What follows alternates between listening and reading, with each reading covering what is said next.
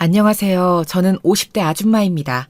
저는 불자로서 자주 절에 가서 불공 드리는 걸 낙으로 삼아 살아가고 있습니다. 원래 귀신이나 보이지 않는 건 전혀 믿지 않던 저였는데 살면서 너무 큰일을 많이 겪다 보니 그냥 이렇게 마음 비우고 살아가는 게 내 길인가 보다 하고 하루하루 기도하며 살아가게 됐네요. 지금은 마음도 많이 편해지고 생각들도 많이 바뀌었습니다. 조금 더 일찍 욕심을 버리고 종교인의 삶을 살았다면 지금쯤 후회 없는 삶을 살아가고 있을까요? 가끔 마음이 답답하고 무거워질 때면 이 마음의 짐들을 어떻게 다 비워내야 하나 고민했었는데 오늘 이 사연 채널을 통해서 조금이나마 비워내볼까 합니다. 저에게는 2명의 아이들이 있었습니다. 물론 제 배 아파 낳은 자식들은 아니지만 지극정성으로 길렀습니다. 저처럼 부모에게 의존적으로 자라지 않게 하려고 다양한 교육과 경험들을 시켜주며 길렀지요. 아이들 이름은 주영이와 영훈이입니다. 주영이는 여자지만 다부진 체격에 잘 욱하는 성격이었어요. 주영이는 자기가 엄마처럼 여성스러운 모습이면 좋겠는데 까무잡잡하고 근육이 잘 잡히는 몸이어서 너무 싫다고 하며 항상 불만이 많았어요. 도리어 영훈이는 감정보다는 항상 이성적이고 상황 판단이 빠르고 주영이보다 많이 왜소한 체격이었죠. 같은 배에서 나온 남매인데 어떻게 이렇게 다른지 키우면서도 쉽지 않았지만 그래도 아이들이 있어서 제 삶이 보람있다고 생각했던 적이 있었습니다. 하지만 지금 그때 어줍잖은 동정심에 이 아이들을 키운 것을 지금 정말 후회하고 있습니다. 제 친엄마 품에서 자랄 수 있게 도와줬었어야 하는데 하지만 지금 후회하기는 너무 늦은 것 같네요. 애들 아버지가 갑자기 죽으면서 저에게 재산과 사망보험금이 남게 됐는데 키워준 은혜도 다 잊은 걸까요? 정말 무섭게도 주영이는 아빠 보험금을 내놓으라며 제 뺨까지 때렸습니다. 뺨을 맞는 순간 정신이 번쩍 들었습니다. 어떻게 키워준 엄마에게 이렇게까지 할 수 있을까요? 재산을 제가 다 가질 생각은 추호도 없었습니다. 때 되면 아이들에게 다 물려주고 도와주려 했는데 어디부터 잘못된 건지 모르겠습니다. 오늘도 저는 후회하며 눈물로 기도할 뿐입니다. 저는 그 옛날에 외동딸로 태어나 아주 귀하게 자랐습니다. 나름 풍족했던 집안이었기에 엄마는 저에게 하나라도 더 좋은 것들을 해주려고 하셨고 제 앞날에 대해서 무척 궁금해하셨습니다. 결국 저를 데리고 다니던 절의 주지 스님께 제가 좋은 집안에 시집은 가는지 풍족하게 잘 살지를 물어보셨지요. 스님은 아무 말 없이 저를 한참 바라보기만 하셨어요. 성질 급한 엄마는 속사포처럼 애가 이렇고 저렇고 하는데 어떻게 하면 되겠냐는 등 쉴 새 없이 궁금증을 쏟아내셨지만 스님은 한결같으셨어요. 넌 커서 뭐가 되고 싶으냐? 스님, 저는 의사도 되고 싶고요. 가수도 되고 싶고, 화가도 되고 싶고, 선생님도 되고 싶어요. 다 할 거예요. 스님, 얘가 얼마나 크게 되려고 하는지 글쎄 하고 싶은 게 이렇게나 많다니까요 글쎄. 보살님, 미선이는 빨리 절로 보내주세요. 아니 스님 그게 무슨 말씀이세요? 절에 보내달라니요. 이렇게 어리고 꿈 많은 애를 갑자기 출가시키려고 하시다뇨. 제대로 말씀 좀 해주세요. 이 아이는 자기 운명을 자기 뜻대로 못 사는 운을 타고났습니다. 제일 편하게 사는 길은 출가해서 업장을 씻으며 살아가는 길뿐입니다. 빠른 시일 내에 절로 보내세요. 19살이 지나면 되돌릴 수 없습니다. 스님, 제 나이 35에 정말 어렵게 얻은 딸입니다. 출가라니요. 이건 너무 가혹합니다. 제발요, 스님.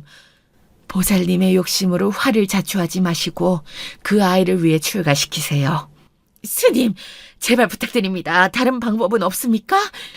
남편 복, 자식 복 없는 박복한 인생은 한평생 정성스럽게 기도 올리며 사는 것이 가장 행복한 삶입니다. 스님 제발요. 어떻게 하면 화를 피할 수 있습니까? 어떻게 살아가야 합니까, 스님? 한참을 아무 말 없이 앉아 계시던 스님은 놀라서 눈물이 그렁그렁한 내 눈을 보시고는 후 하고 한숨을 쉬셨습니다. 얼마나 답이 없는 인생이었길래 그러셨을까 싶지만 지금 제 인생을 돌이켜보면 당연한 반응이셨어요. 한평생 붉은 그림자를 조심하거라. 이 말밖에 더 해줄 게 없습니다. 그리고는 스님은 바로 자리를 뜨셨어요. 하나뿐인 외동딸 시집 잘 보내서 손자 손녀 보며 웃는 게 소원이셨던 엄마는 한참을 힘들어 하셨습니다. 저 데리고 이 집 저 집 용하다는 점집도 다 다니셨지만 남편 복 자식 복 없는 건 어쩔 수 없다는 대답과 함께 당초에 붉은 그림자는 모르겠다는 대답만 듣고 몇 년을 답답해 하셨지요. 방법을 알 수 없으니 대신 행동거지를 조심시키겠다고 강력한 통금에 붉은 색깔 물건, 옷, 음식은 전혀 손도 못 대게 하셨어요. 심지어 그 예쁜 분홍색도요. 심지어 길 가다가 뒤에서 빨간 옷 입은 사람이 다가오거나 쫓아오면 무조건 뛰어서 집으로 오게 하셨던 바람에 아직도 길 가다 빨간 옷 입은 사람을 마주치면 가슴이 콩닥콩닥 할 때가 있습니다. 지금 생각해보면 참 웃기는 일이었어요. 덕분에 전 철 모르는 대학생으로 자랐습니다. 고생도 해보고 해본 것보다 해보지 못한 것이 더 많은 대학생이었지요. 심지어 제대로 된 연애는커녕 남자가 어떤 동물인지도 모르는 바보로 자랐습니다. 엄마한텐 미안하지만 이제 와서 보면 전 그냥 몸만 큰 어린애 같았어요. 그 나이에 맞게 당연히 알고 있어야 했던 것들을 전혀 알지 못했기 때문이에요.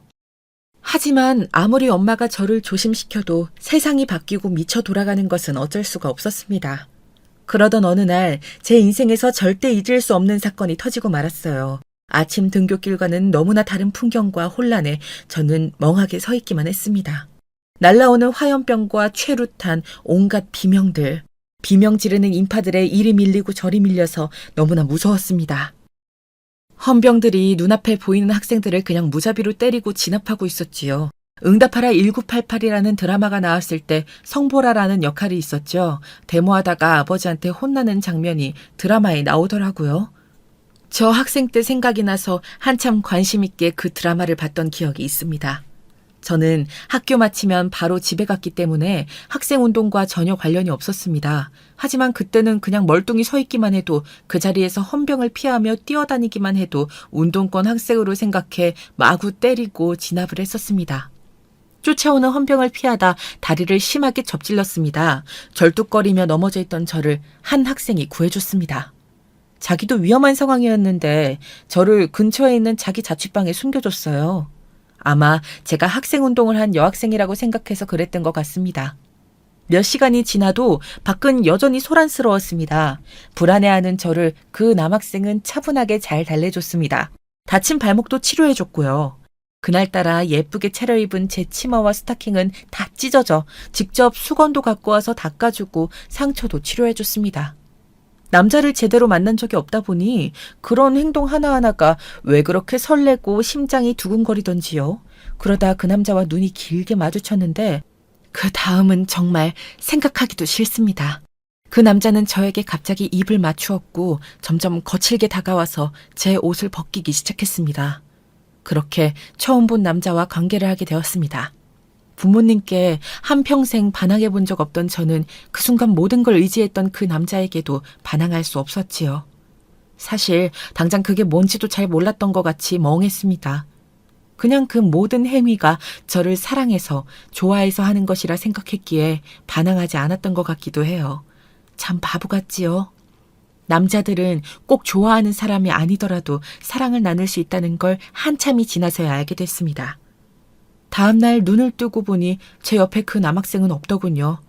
더 이상 밖이 소란스럽지 않은 것 같아 대충 옷을 갖춰 입고 정신없이 집으로 돌아왔습니다. 밖은 난리가 났는데 밤이 지나도 학교 간 딸이 돌아오지 않아 집은 거의 초상집 분위기였어요. 엄마는 저를 잡고 한참을 우셨습니다. 아버지도 밖에 나가서 저를 계속 찾다 제가 돌아왔다는 전화에 부랴부랴 집으로 돌아오는 중이라고 하셨어요. 엄마는 어떻게 된 일인지 이것저것 물으시다가 제가 평소와 다르다는 사실을 알아차리셨죠. 멍하고 몸은 이리저리 너무 아프고 힘들었습니다. 제 옷차림과 눈빛, 제 몸 상태로는 엄마에게 어제 있었던 일을 숨길 수가 없었습니다. 그렇게 애지중지 키운 딸이 생전 보지도 못한 남자와 하룻밤에 보내고 왔다는 사실에 엄만 소리소리 지르시고 가슴을 치고 우시면서 고통스러워 하셨어요. 저는 사실 당시 그게 그렇게 심각한 일이라고 생각하지 못했지만 엄만 이런 난리통에 갑자기 순결을 잃은 딸을 참을 수 없어 하셨죠. 아빠와 엄마는 저를 앞장세워 그 남학생 자취방에 가셨어요. 좁아터진 자취방을 직접 보시고 많이 괴로워하셨습니다. 그 남학생은 엄마 아빠가 바라는 신랑감은 절대 아니었지요. 잘 사는 집 아들도 아니었지만 오로지 명문대생이니까 그래도 바보 천치는 아닌 것 같다고 생각하셔서 저를 이제 어떻게 할 거냐며 그 학생을 다그치셨어요. 무릎 꿇은 그 남학생은 떨면서 저를 책임지겠다고 했고 그렇게 뭐가 뭔지 정신없이 등 떠밀려 결혼을 하게 됐습니다. 그 남학생 부모님은 공부하라고 서울까지 올려보냈더니 갑자기 무슨 결혼이냐며 시골에서 올라오지도 않으셨어요. 비록 반쪽짜리 결혼이 되었지만 혹시나 흉한 소문이라도 날까 조촐하고 급하게 식을 올렸어요. 사실 결혼식이라도 하기에도 모한 그림이었습니다. 엄마가 마련해준 금반지 하나씩 나눠 끼고 나중에 아이가 결혼식 사진 하나 없다고 하면 그러니까 가까운 사진관에 가서 양복 입고 드레스 하나 빌려 입고서 사진 하나 찍은 게 다였어요.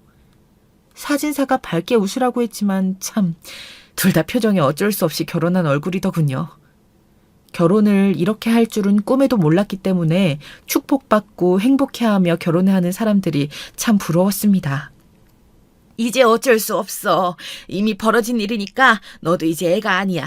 박서방 내조 잘하고 행복해야 한다, 미선아. 시작이 이렇다고 끝까지 그러라는 법은 없으니까 꼭 사랑받고 살거라. 무슨 일 있으면 엄마한테 연락하고.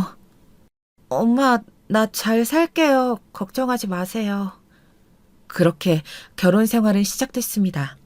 그래도 평범하게 살 수 있을 거란 제 기대는 곧 무너졌어요. 당시 저도 부모님도 잘 몰랐지만 사실 남편은 학생 운동에 적극 가담한 상태였습니다. 저희 부모님이 마련해 주신 조그만 집을 신혼집 삼아 시작했는데 남편은 외박을 밥 먹듯이 하더군요. 사실 사랑이 있어 한 결혼이 아니라 하룻밤 불장난을 책임지기 위한 결혼이었다 보니 남편에겐 저를 보는 것 자체가 부담인 듯 보였습니다. 어린 학생에서 하루아침에 가장이 되었으니 참 막막하기도 했겠죠. 자기는 배우고 싶은 것도 많고 친구들과 뜻을 같이 하고 싶은데 갑자기 가족의 생계를 책임져야 하는 가장이라니 역시나 이 여리고 어린 남자는 저를 회피하는 방법을 택한 것 같았습니다. 저를 피해 다니던 남편은 결혼한 지 한 달도 안 되어 학생운동에 적극 가담한 죄로 잡혀 들어갔어요. 2달이 넘게 잡혀 들어가 있던 남편이 돌아왔지만 예전에 그 남편의 모습은 없었습니다. 처음 본 날 반짝이고 총기 있어 보이던 그 눈빛은 다 사라지고 불안과 고통에 일그러진 눈빛으로 돌아왔어요. 매일매일을 술이 없으면 제정신으로 살 수 없는 사람이었어요. 페인이 따로 없었죠. 야, 꺼지라고! 제발 내 눈앞에서 사라지라고! 너희 집으로 가라, 제발! 내가 얼마나 괴로운지 네가 뭘 알아! 네가 뭘 아냐고! 너도 내가 한심하지? 말해봐! 계속 이러면 몸 다 상해요. 술만 마시지 말고 여기 밥도 좀 먹어요. 밥? 내가 밥을 먹을 자격이 있다고 생각해? 나는 자격이 없어. 내 친구들을 내가 이 2손으로 내가 팔아먹었다고. 나 같은 인간이 밥을 먹어서 뭐해? 저는 아직도 저에게 쏟아내던 남편의 그 원망과 후회의 말들을 잊을 수가 없습니다. 그때 저를 구한 걸 후회한다고 말했거든요. 너를 책임져야 했기 때문에 제대로 학생 운동도 할 수 없었고 부인이 있다는 걸 알고 저까지 잡아와서 고문하겠다는 협박에 같이 운동한 친구들 이름을 다 불 수밖에 없었다는 말도 했습니다. 그 덕에 자기는 두들겨 맞기만 하고 풀려났지만 자기 때문에 잡혀온 친구들은 어떻게 되었는지 모른다고 울고 괴로워했지요. 그러다 저를 때리고 말로 상처 입히고 또 저를 덮치는 몹쓸 짓을 일삼았어요. 그래도 남편이기 때문에 이해하고 기다리고 또 기다렸습니다. 남편은 집에 잘 들어오지 않았고 제 기다림은 자꾸만 길어져 갔습니다.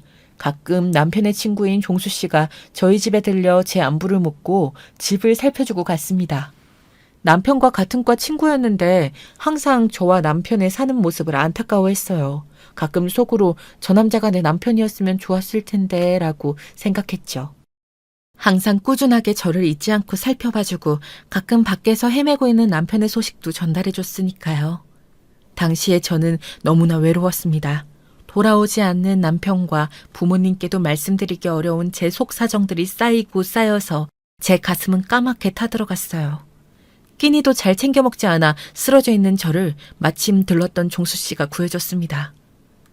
그런데 세상에 병원에 가니 임신으로 인한 빈혈이라 하더군요. 남편 친구는 자기 일처럼 기뻐해줬지만 곧 제 얼굴을 보고 또 심각해졌습니다. 남편에게 임신했으니 집으로 좀 돌아오라고 전해달라고 했지만 남편은 여전히 돌아오지 않았어요. 하루 종일 혼자였던 저는 아이를 위해서 밥을 먹고 책도 읽고 노래도 들었습니다. 나쁜 생각들은 안 하려고 아이 이름도 생각해보고 뱃속 아이에게 말을 걸며 혼자 그 시간을 버텼어요. 그래도 엄마는 제가 임신했다는 얘기를 듣고 정말 좋아하셨습니다. 남편한테 이럴 때 어리광도 부리고 하는 거라며 귤도 사달라고 하고 맛있는 걸 많이 얻어먹으라고 하셨죠. 엄마가 힘들 때 쓰라며 준 적금을 깨서 간신히 생활하고 있는 걸 엄마는 전혀 모르셨습니다. 남편은 결혼하고 나서 집에 돈 한 푼도 갖다 준 적이 없었어요. 일할 마음도 먹을 수 없는 사람이었기 때문에 있는 돈을 빼앗아가지 않는 거에 그나마 감사하고 살았습니다. 그러다 갑자기 불행은 또 다가왔어요. 충격적이게도 임신 5개월이 됐을 때 돌연 남편의 부고를 들었습니다. 계속 밖에서 방황하던 남편은 제 임신 소식을 듣고 한참을 고민하다 술에 취한 채 한강에 뛰어들어 자살을 선택했다고 했어요. 참 바보같이 여린 사람이었죠. 그 소식에 충격으로 쓰러진 저는 결국 제 아이를 잃었고 덕분에 저는 평생 아이를 가지기 어려운 몸이 되었습니다. 아이만 잃었다면 그래도 좀 견디긴 괜찮았을 겁니다. 그런데 세상에 제 소식에 급하게 차를 타고 오시던 부모님이 그만 차 사고로 돌아가셨습니다. 제 인생에서 가장 힘든 시간을 고르라면 바로 이때일 겁니다. 링거를 꽂고 누워있다가 종수 씨를 통해서 부모님이 급사하셨다는 소식을 듣고 한참을 울었습니다. 그러다 실신하고 정신 차리면 또 울고 이러면 몸이 다 망가진다고 종수 씨가 말렸지만 정말 딱 죽고만 싶었어요. 불행은 한꺼번에 찾아온다는 말이 실감이 나더군요. 부모와 남편, 자식을 한꺼번에 잃은 저는 갑자기 생각이 났습니다. 어릴 적 엄마와 갔던 절에서 스님께 들었던 출가라는 말이 생각났어요. 아, 그래서 출가하는 게 더 나을 거라고 하신 거구나. 이미 그때부터 이렇게 고생하며 살 거라는 걸 다 아신 거였구나. 하지만 저는 그래도 출가는 하고 싶지 않았어요. 한평생 마음 비우며 보이지 않는 것에 매달려 살아갈 자신이 없었습니다. 차라리 그때 출가를 했었으면 제가 지금 이렇게 글을 쓰는 상황까지 오지 않았을지도 모르겠네요. 부모님이 물려주신 재산 덕분에 경제적으로는 어렵진 않았지만 세상에 혼자라는 사실이 저를 정말 우울하게 만들었지요. 이대로 있다간 죽겠다는 생각이 학교에 복학을 했어요. 조용히 혼자 다녔지만 뒤에서 수근거리는 소리들은 제 가슴을 아프게도 찔러댔습니다. 야, 저 선배 언니 되게 이쁘다. 스타일도 세련된 것 같아. 부러워. 말도 마. 저 선배 되게 까졌대. 저 나이에 벌써 결혼했는데 세상에 남편이 자살해서 죽었다지 뭐야. 근데 또 그 남편 친구랑 바람이 났다던데? 완전 미친년이잖아. 근데 저렇게 얼굴 두껍게 학교 다니는 거야? 와, 진짜 대단하다. 그럴수록 저는 더 예쁘게 꾸미고 다녔습니다. 제 마음속의 그늘을 보여주고 싶지 않았어요. 그거 아세요? 마음이 허한 사람일수록 외양을 화려하게 꾸민다는 걸요. 제가 딱 그랬습니다. 미치지 않으려면 어느 한 가지에 열중하고 빠져들 수 있는 게 필요했어요. 이럴 때 엄마라도 있었으면 나한테 정신 차리라고 등짝이라도 한 대 때려주시겠지. 엄마가 끓여준 된장찌개가 먹고 싶은데 나는 어떻게 끓이는 건지도 모르겠어, 엄마. 어떻게 딸한테 된장찌개 끓이는 것도 안 가르쳐주고 갈 수가 있어요, 엄마. 엄마 보고 싶어요. 어릴 적 들은 제 불운한 앞날에 늘 마음 졸이셔서 애지중지 저를 키워주셨던 엄마가 너무 그리웠습니다. 돌아가시기 직전에도 제 걱정만 하시면서 돌아가신 부모님을 위해서라도 정신을 차려야지 하고 굳게 마음먹었어요. 저는 오직 공부에만 매진해서 초등학교 선생님이 되었습니다. 주변에서 재혼하라고 많이 권유해 주시고 중매도 서주시겠다고 하시는 분들이 많았지만 저는 앞으로 다시 결혼하지 못할 거라고 생각했습니다. 난 평생 아이가 없겠지만 학교 선생님이 되어서 아이들을 가르쳐보고 싶었습니다. 비록 남의 아이들이라도 부모에 의한 게 아니라 자기만의 가치관을 심어주고 올바른 어른으로 자라는데 도움을 주고 싶었어요. 사실 나와는 다른 삶을 사는 사람들을 한 명이라도 더 보고 싶은 마음이 컸습니다.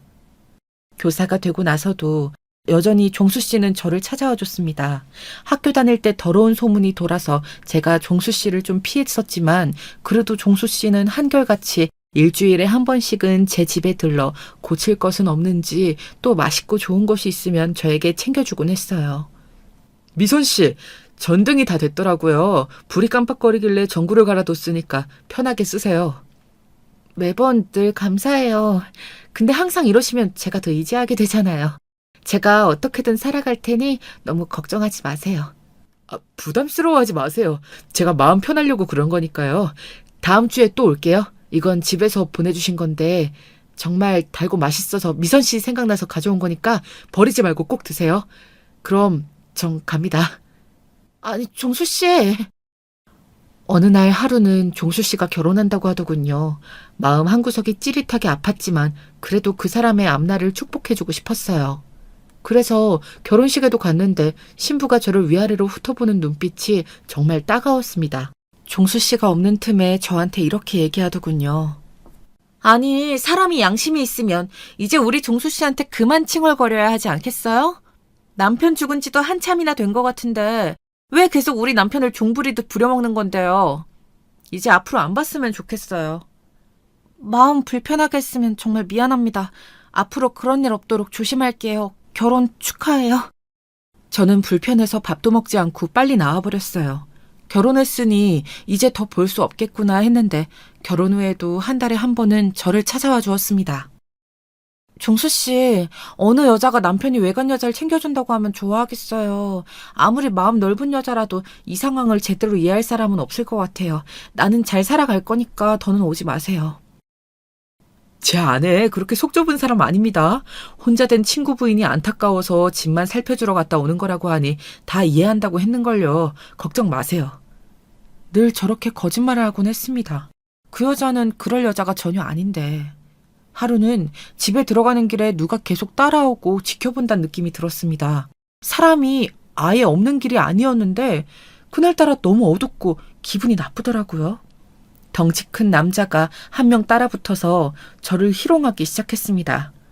어이, 혼자 사니 외롭지 않아? 이 동네 소문난 젊은 과부라던데 말이야. 내가 오늘 잘 달래둘 테니 이리 와. 당신 미쳤어요? 그런 일 없습니다. 경찰에 신고하기 전에 돌아가세요. 경찰은 무슨... 이리 와. 남자는 완력으로 제 입을 틀어막고 어두운 골목 쪽으로 저를 끌고 가려고 했어요. 이 새끼가! 마침 저를 기다리고 있던 종수 씨가 앞뒤 생각할 겨를도 없이 그 남자에게 덤벼서 남자를 쓰러뜨렸어요. 경찰서에서 그 남자는 돈 많은 젊은 과부가 혼자 산다길래 호기심에 봤는데 막상 보니 자기도 모르게 마음이 동해서 며칠을 따라다니기만 했다고 하더군요. 세상이 참 무섭고 두려워졌습니다. 그 와중에 이렇게 종수 씨가 나를 지켜주지 않았으면 대체 나는 또 얼마나 험한 일을 겪었을까 생각하니 무서워서 잠도 안 올 지경이었어요. 종수 씨는 나를 집으로 데려다주고 갑자기 나를 꼭 끌어안고 달래주었습니다. 머릿속으로는 이 남자를 거절해야 한다고 수없이 생각했지만 당장 그 사람 품이 너무 따뜻하고 안도감이 들어서 떨어지고 싶지 않았어요. 한참을 안아주던 종수 씨가 갑자기 부인 얘기를 하더군요. 사실 부인은 애가 둘이나 있는데도 계속 죽은 친구 전 부인을 챙겨주러 가는 걸 정말 참을 수 없어 했다고 했다더군요. 부인은 자기는 껍데기만 같이 사는 것 같다고 자꾸 짜증을 내고 바가지를 긁었대요. 그러다 그동안 자기는 너무 외로웠다며 이제 딴 남자가 생겼으니 이혼하자며 애 둘을 버려두고 집을 나가버렸대요. 어쩔 수 없이 아이들을 시골 부모님한테 맡기고 왔다고 종수 씨가 얘기하더라고요. 그 이후로 안심이 안 된다며 일을 마치면 무조건 제 집에 들리기 시작했어요. 처음엔 막 이혼한 괴로움에 위로가 필요해서 오나 보다 했지만 어느 순간부터 그건 그냥 핑계라는 사실을 종수 씨 눈빛과 행동에서부터 다 알 수 있었습니다. 이제 방해될 사람도 마음에 걸릴 사람도 없어서 그런지 저에게 더 적극적으로 다가왔어요. 사실 종수 씨의 마음은 진작부터 알고 있었습니다. 결혼하기 전에도 집안에서 억지로 결혼을 밀어붙여서 어쩔 수 없이 결혼한다고 쓸쓸한 표정으로 말하고 돌아갔던 종수 씨의 뒷모습이 계속 마음에 남았지요. 아, 나는 지금 너를 좋아한다고 말하는 거구나 했지만 저도 종수 씨도 서로 그 마음을 입 밖에 용기가 없었지요. 사별한 친구, 전 부인을 좋아하는 남자를 그리고 그 여자를 그럴 수도 있지라고 이해해줄 사회적 분위기가 아니었으니까요. 그 사람의 마음은 동정심에서 비롯된 행동이라고 늘 제 마음을 추슬렀지만 저도 모르게 향하는 마음을 저도 더 막을 수가 없었습니다. 평생 모르고 살 거라고 생각했던 사랑이라는 감정을 알아버렸죠. 하지만 다신 결혼하지 않을 거라고 마음먹었기에 사랑을 표현하지도 말하지도 않았습니다. 하지만 서로 방해받을 모든 조건이 없어지고 나니 종수 씨는 사랑한다, 좋아한다는 말을 서슴없이 하기 시작했어요. 안심이 안 된다며 집도 제 집 근처로 옮기기까지 했고요. 밀어내야 한다고 수십 번 마음먹었지만 그 사람 좋은 얼굴로 같이 저녁 먹자고 너무 배고프다며 찾아오는 사람을 돌려보낼 수가 없었어요. 저녁 먹었으니 이제 돌아가라는 제 팔을 잡아채서 꼭 안고는 너무 배불러서 졸린다고 억지로 자고 가겠다고 저를 안고 잤어요. 항상 온갖 핑계를 대고는 그렇게 함께 있었습니다. 그래도 결혼은 자신이 없었습니다. 그냥 학교 다니면서 아이들 가르치면서 사는 게 마음이 더 편할 것 같기도 했고요. 몇 년 동안 종수 씨와 저는 애인 관계로 그렇게 지냈습니다. 제가 다리를 다쳤을 때 처음 만났던 남자가 이 남자였다면 어땠을까, 왜 나는 그런 운이 없었을까 하고 수천 번을 생각했습니다. 그렇게 계속 망설이고만 있는 나를 종수 씨는 계속 기다려줬고요. 그러다 하루는 시골에서 아이들을 데리고 제 집에 왔습니다. 아이들은 시골에서 자란 똥강아지 같았습니다. 때가 꾀죄죄하게 묻은 옷과 소매로 얼굴과 코를 문지르고 있었어요. 사랑과 관심에 굶주린 아이들은 곧 저를 보고 칭얼거리기 시작했습니다. 그 눈빛을 보는 순간 결혼을 결심하게 됐어요. 다시는 제 인생에 결혼이 없을 줄 알았는데 아이들을 보는 순간 내가 키워야겠다는 생각이 강력하게 들더군요. 아줌마 얼굴이 이뻐요. 와, 손도 이쁘다. 근데 아줌마 나 배고파요. 밥 주세요. 그래, 주영아. 주영이는 무슨 반찬 좋아해? 영훈이는? 저는 소세지가 좋아요. 영훈이는 김도 잘 먹고 나물도 잘 먹어요. 아줌마 요리 잘해요? 나는 예쁘고 요리 잘하는 사람이 좋아요. 우리 엄마 해주세요. 나도 엄마가 있었으면 좋겠어요. 그렇게 용기를 내어 정수 씨와 결혼을 했습니다. 정말 주영이랑 영훈이에게는 좋은 것만 주고 싶었어요. 계모가 아니라 처음부터 친엄마였던 것처럼요. 어릴 적 엄마가 나를 키우셨을 때처럼 온갖 애정을 주고 또 나처럼 바보같이 자라게 하기 싫어서 주영이는 피아노에 그림도 가르치고 영훈이에게는 생각이 깊어졌으면 좋겠어서 바둑을 가르쳤어요. 덕분에 주영이는 감성이 풍부한 성격으로 자랐고 영훈이는 계산에 능하고 진중한 성격이 됐지요. 그런데 한 번씩 주영이는 이상한 행동들을 하곤 했어요. 제가 봐도 소름 끼치는 얼굴과 눈빛을 하곤 했어요.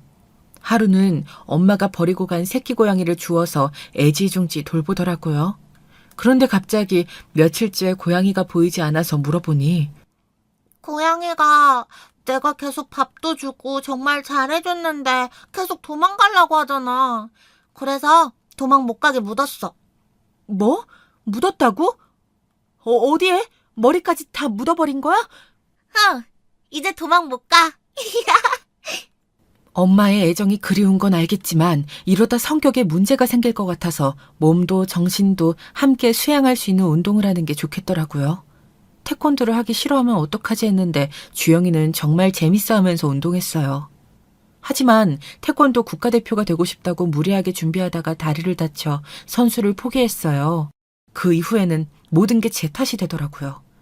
여자인 나한테 왜 하필 그런 격한 운동을 시켰냐며 소리를 지르고 최고가 되고 싶었는데 이제 다리를 다친 그 상황이 몹시 견디기 힘든지 다 엄마 탓이라더군요.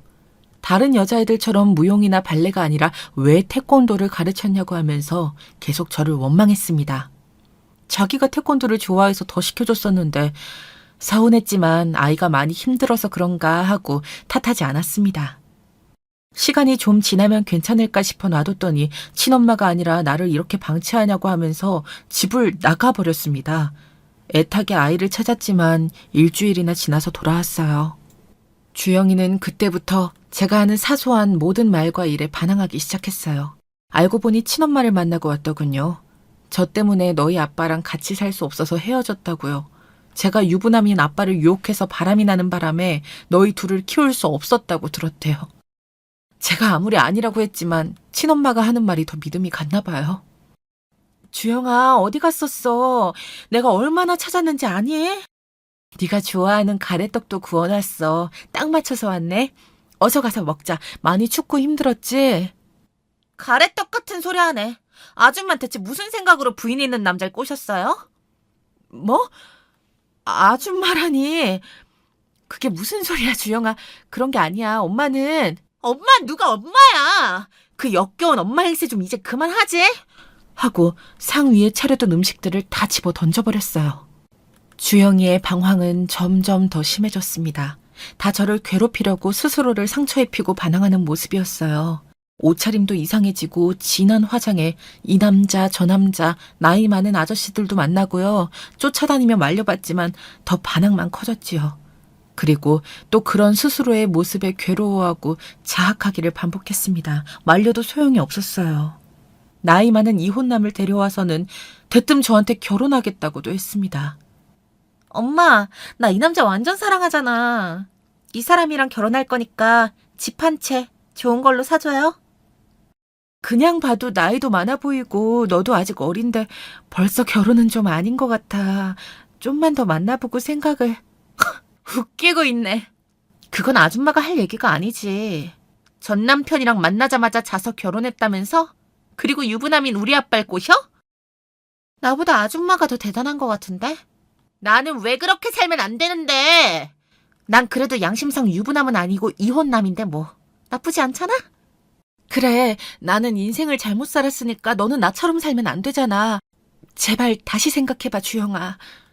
참네. 이젠 아니라고 말도 안 하네. 얼굴 진짜 두껍다. 와. 뭐라고 했어, 지금? 바람나서 너희 버리고 나간 네 친엄마 말만 듣고 지금 널 손수 길러준 엄마한테 이렇게 싸가지 없이 말하다니. 넌 이제 내 딸 아니니까 나가. 나가라고! 바퀴벌레가 쌍으로 진짜 웃기지도 않네. 나간다. 내가 더러워서 나가주면 될 거 아냐. 영훈이는 친엄마를 만나고 온 후 제게 별 반항은 하지 않았어요. 하지만 점점 망가져가는 누나를 경멸했습니다. 가족들 누구와도 대화를 기피하지 않고 제가 만들어주는 음식들을 거부하기 시작했어요. 정말 죽지 않을 정도로만 몰래 먹더라고요. 그것도 제가 보는 곳에서는 더더욱 먹지 않았어요. 밥도 제 방에서 하루 한 끼도 먹는 둥 마는 둥 해서 어쩔 수 없이 도우미 아주머니를 써서 아이 밥을 챙겨주었습니다. 그렇게라도 하지 않으면 아이가 병이 날 것 같았어요. 전 지금 학생이고 경제권이 없으니까 이 집에 한동안 있을 거예요. 저한테 이제 그렇게 관심을 기울이거나 친절하게 하지 않으셔도 됩니다. 친엄마한테 두 분 얘기는 잘 전해 들었습니다. 그래도 키워주신 게 감사해서 더 원망은 하지 않을게요. 두 분 행복하게 잘 지내시고 저한테 관심은 좀 꺼주세요. 부탁할게요. 동네 사람들은 계모라 아들을 저렇게 굶기나 보다 하고 욕을 할 정도로 영훈이는 말라갔습니다. 안 그래도 마르고 작았던 영훈이는 성장기 때에도 크게 자라지 못했어요. 아이들이 제멋대로인 성격에 욱하는 게 다 자기 탓이라며 종수 씨는 절 위로해줬지만 저는 제발 아이들이 하루빨리 괜찮아지기만을 빌었습니다. 하루는 영훈이 방에서 영훈이 일기장을 발견했어요. 보면 안 되는 건 알지만 영훈이 속마음이 너무 궁금해서 몰래 훔쳐봤는데 사실 너무 충격적이어서 더 읽지 못하고 덮었습니다. 지금까지 키워준 엄마가 사실은 아빠와 불륜 관계였다고 친엄마가 말했다.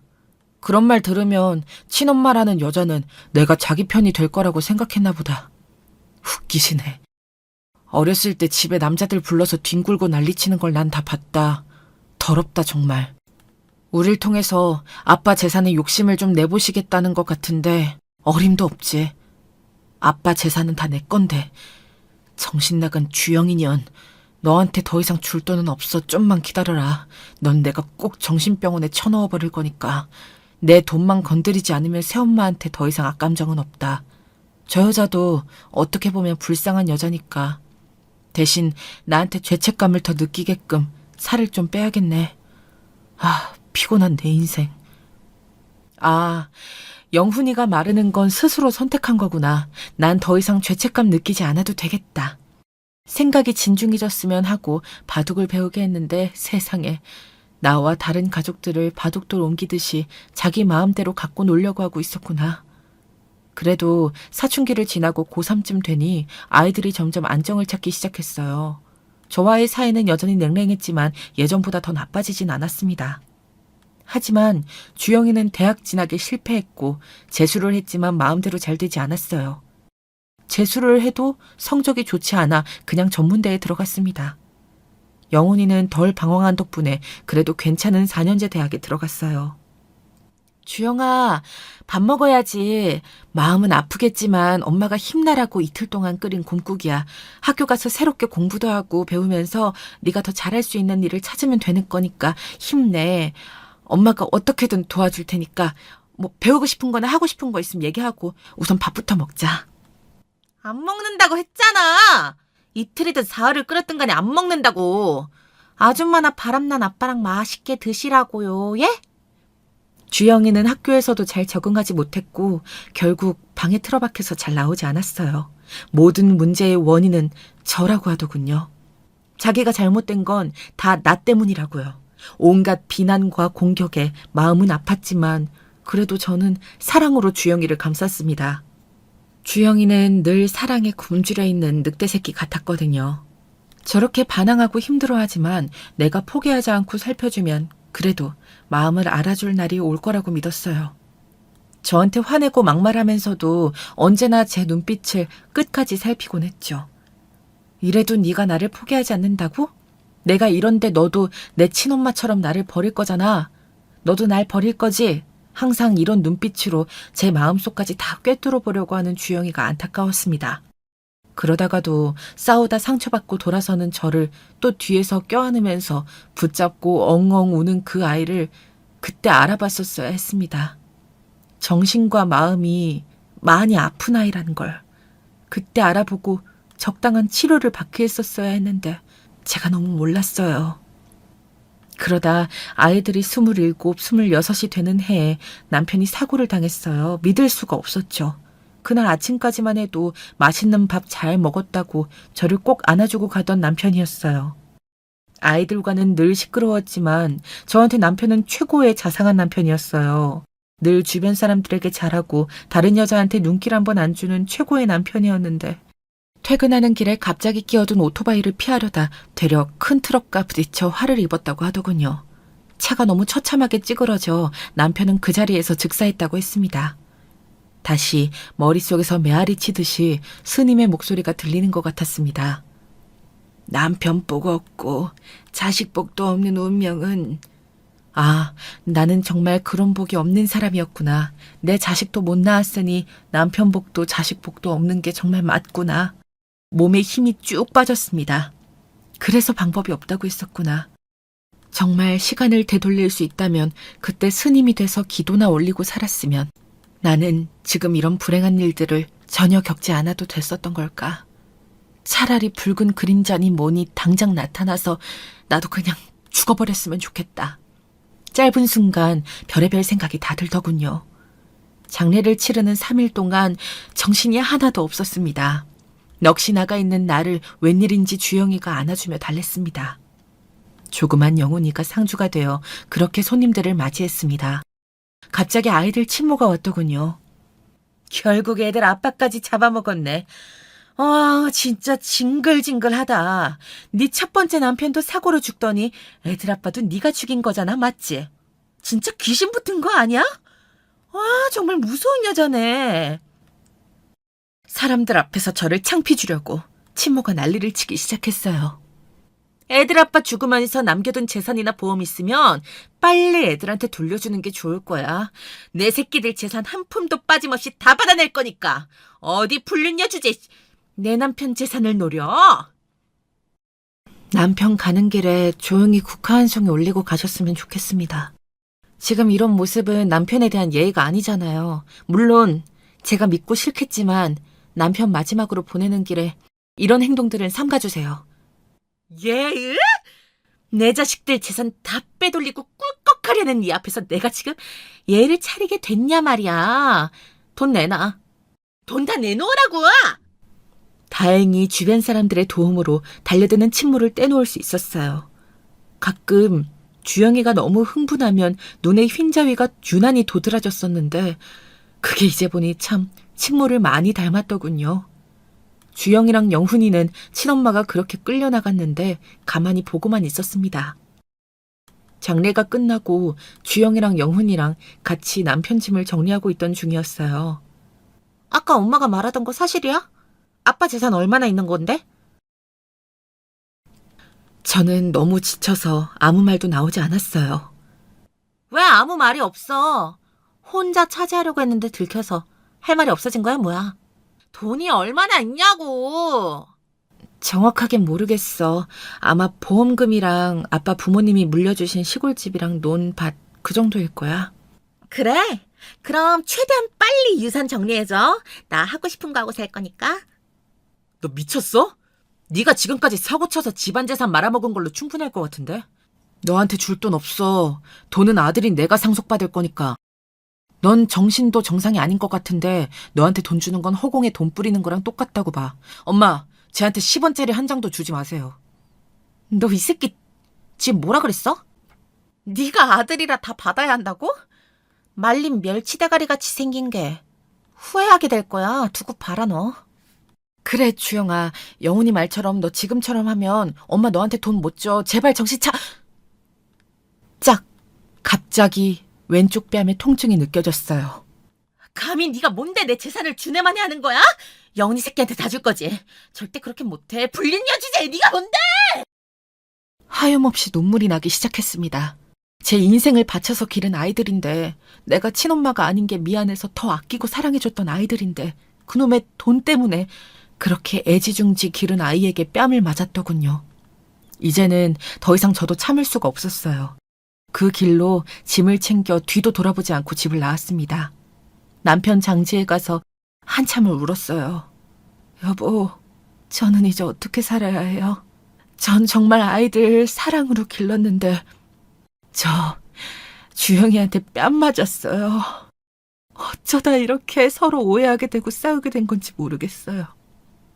나도 당신이랑 같이 묻히고 싶어요. 나 좀 데려가요. 너무 괴로워요. 장지에서 내려와서 친부모님 집으로 갔어요. 아이들을 볼 자신이 없었습니다. 집은 부모님 생각나면 한 달에 한 번 정도 남편과 가서 자고 살피고 오곤 했었어요. 이제 남편은 없지만 그래도 힘이 너무 없어 국밥 한 그릇 포장해서 친정집으로 갔네요. 힘없이 거실 바닥에 앉아 텔레비전을 보며 국밥을 먹고 있었어요. 뉴스엔 또 재산 문제 때문에 가족끼리 칼부림 난 얘기가 나오고 있었어요. 동생을 찌르고 도주 중이라는 사람의 이름도 주영이더라고요. 저 이름에 뭐가 있나? 주영이들이 다 왜 저 모양이지 하고 밥 한술 뜨고 있는데 갑자기 벨이 울리더군요. 이 늦은 시간에 누군가에서 가보니 세상에 주영이가 와 있었어요.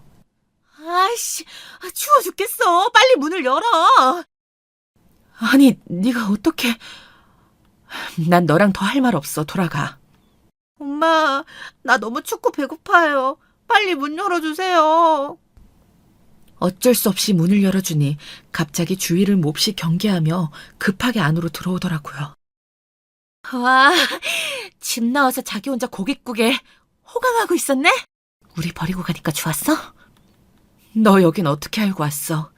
아줌마 갈 데가 뻔하잖아. 혼자 처박혀 울고 있을 줄 알았더니 고깃국 사 먹고 있을 줄은 몰랐네. 내가 좀 급해서 외국 나갈 거니까 돈 좀 마련해줘. 갑자기 외국은 무슨 외국이야. 외국 가서 뭐하고 살려고. 그러지 말고 영훈이랑 화해하고. 이제 그 새끼랑 화해 못해. 뉴스 보고 있어서 다 알고 있는 줄 알았더니 진짜 모르는 거였구나. 영훈이 새끼가 열받게 해서 입 좀 다물게 해줬어. 너무 시끄럽더라고. 엄마도 아빠 죽었으니까 이제 나 버릴 거지. 어? 그러니까 돈이라도 받아야겠어. 돈 달라고. 돈은 너 줄 건데 동생이랑 화해부터 하고.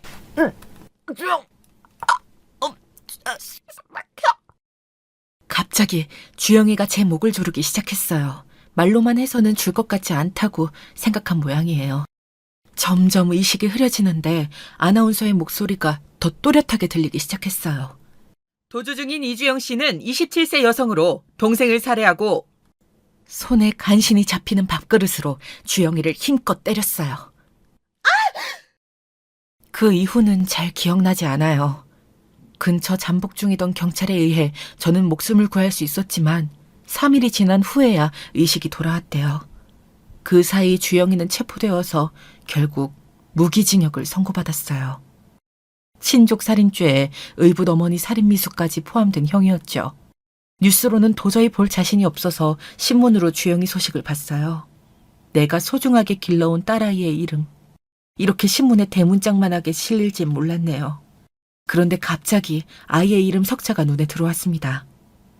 이주영이라고 적혀있더군요. 아이가 어렸을 때 잠시 남편과 지나가는 말로 대화했던 게 기억났어요. 남편이 붉은 태양처럼 빛나라고 주경이라는 이름으로 호적에 올리려고 했는데 여자의 이름이 너무 크면 안 된다고 남동생 앞길을 막는다며 할아버지가 주영이라는 이름으로 올렸다는 얘기가 어렴풋이 기억났습니다.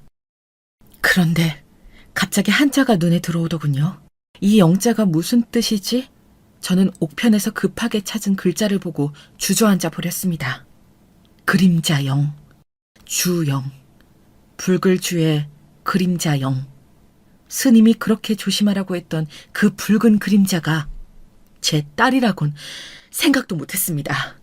할아버지가 붉을 주에 볕 경자로 이름을 올려주었으면 주영이는 다른 인생을 살았을까요? 붉은 태양처럼 환히 빛나는 그런 삶을 살 수 있었을까요? 지난 시간을 돌이켜보면 다 후회되고 답답한 뿐입니다. 사람 앞날은 정해져 있는 걸까요? 아님 제가 마음먹고 어떻게 살아가는가가 더 중요한 걸까요? 저는 분명 열심히 제 인생을 살아왔다고 생각했는데 살다 보면 정말 어쩔 수 없이 겪어나가야만 하는 일들도 있는 것 같아요. 요즘 저는 자주 불공을 들이러 절에 다니고 저녁 시간엔 야학당에서 글을 가르치고 있습니다. 글을 배우는 어르신들은 항상 제 얼굴이 보살님같이 인자해 보인다고 좋아해 주세요. 저는 딱히 말하지 않았지만 누구보다 전쟁 같은 인생을 살아왔었는데 지금은 마음이 많이 안정되어서 인상이 좀 좋아졌나 봐요. 어렸을 때는 기도하는 삶이 너무 재미없을 것 같다고 생각했는데 지금은 그 덕분에 살아가고 있는 것 같아요. 이제 더 큰 삶의 풍파는 없었으면 하고 하루하루를 나누고 베풀며 살아가려고 합니다. 주영이에게도 마음의 평화가 찾아올 날이 있을까요? 그런 날이 꼭 오기를 마음으로 바라봅니다. 안녕하세요. 오늘 쓸 사연을 정리하면서 과연 저와 같은 일을 겪으신 분들이 있을까 궁금했는데요. 많은 분들이 공감해 주시고 또 끝까지 들어주셨으면 좋겠습니다. 저는 40살의 여자인데요. 여러분은 40이란 나이를 어떻게 생각하시나요? 옛날엔 자잘한 주름이 보기 싫어 거울도 안 봤는데 이제는 40이 인생의 새로운 시작점이라고 여긴답니다. 새로운 인생을 시작할 수 있는 시점이요. 늦었다고 생각하실 분들도 있겠지만 저는 이제 제 인생의 2막을 살아나가는 기분이 듭니다. 제가 이렇게 생각을 바꾸게 된 데에는 고통스러운 경험이 영향을 미쳤는데요. 저는 어린 나이에 시집을 와 맏며느리로 시댁에서 결혼 생활을 시작했습니다. 흔히들 시댁에서 신혼생활을 하면 많이 불편했겠다, 힘들었겠다 하는 걱정들을 하시는데요. 저는 예외였답니다. 적어도 동서들이 들어오기 전까진 시어머니와 시아버지, 남편과 함께하는 생활이 무척이나 편안하고 행복했어요. 솔직히 저는 남편보다 오히려 저희 시부모님에게 더 정이 많이 들었는데요. 저희 시부모님은 워낙에 성정이 순하신 분들이라 며느리라도 일 시키시는 걸 엄두도 못 내시는 분들이었어요. 왜? 그런 분들 있잖아요. 남 욕하는 것도 싫어하시는 분들이요. 예, 아가야. 밥 먹고 설거지 내가 할 테니 넌 얼른 가서 쉬어라. 오늘 하루 종일 가게에서 일하느라 힘들었을 텐데. 아니에요, 어머님. 양도 별로 안 돼서 금방 끝날 일인데요. 제가 할게요. 하루 종일 손님 시중 들고 불판 닦다 왔는데 집에서 와서도 무슨 고생이니. 내가 하마. 저랑 남편은 당시 삼겹살 가게를 운영하고 있었는데 저희 시어머니는 제가 설거지라도 할라 치면 못하게 막아서며 얼른 쉬라 성하이셨습니다. 당시 시아버지께서도 일을 하시며 집안의 생활비를 보태고 계셨고 어머니께서도 짬짬이 부업을 하셨는데 아무래도 저희가 보태는 비용이 크다 보니 그 부분이 늘 미안하셨나 봐요. 제가 결혼하고 2년 정도 있다 아이를 가진 편인데 우리 며느리 식당에서 고생하느라 늦어진 거 아니냐고 하시더라고요. 시아버지 역시 다정하신 분이긴 마찬가지였어요. 제가 처음 시댁에 인사를 들러왔을 때부터 그러셨어요. 인상이 참 좋은 아가씨네요. 눈빛도 참 선하고 나는 우리 아들이 좋다면야 무조건 찬성이지만 아가씨는 내가 겪어보질 않아도 왜인지 좋은 느낌이 드네. 시어머니와 함께 푸근하게 웃어주시며 반겨주시는 그 모습에 마음이 얼마나 많이 놓였는지 모릅니다. 당시 저는 시골인 친정에서 부산으로 간 지 얼마 안 되었을 때 남편을 만났는데요. 생각보다 성미가 급했던 남편 때문에 얼마 돈을 모으지 못하고 결혼을 하게 되었어요.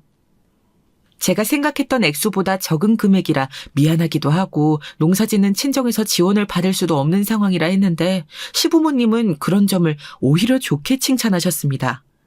너무 많이 가진 상태에서 시작하면 오히려 나쁜 버릇만 든다며 처음에는 조촐하게 시작하여 천천히 재산을 불려나가는 재미가 진짜 재미라고 말씀하시면서요.